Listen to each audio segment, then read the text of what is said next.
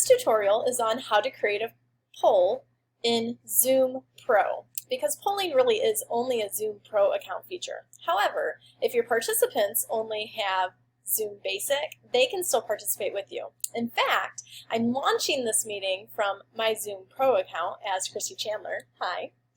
And I am having my alter ego, Casey, participate with us from my Zoom Basic account so that you can see what it looks like.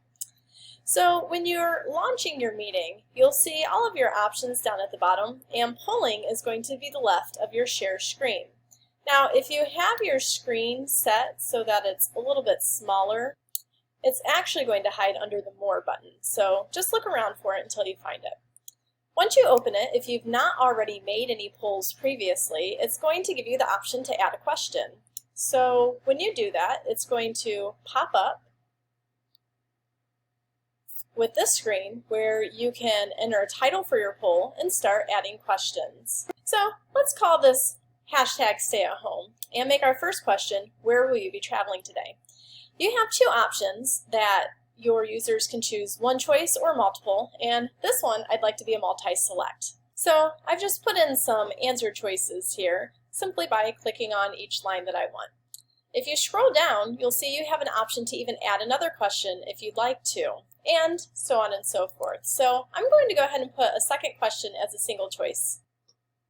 Now that that's in, I'm going to scroll down and click Save.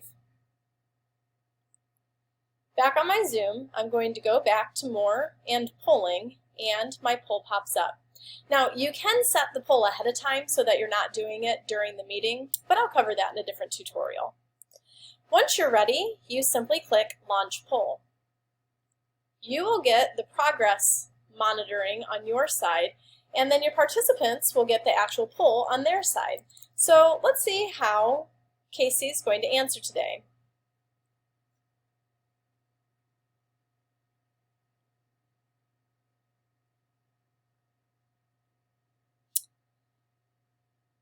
Now, as Casey clicks, you're not going to see anything on your side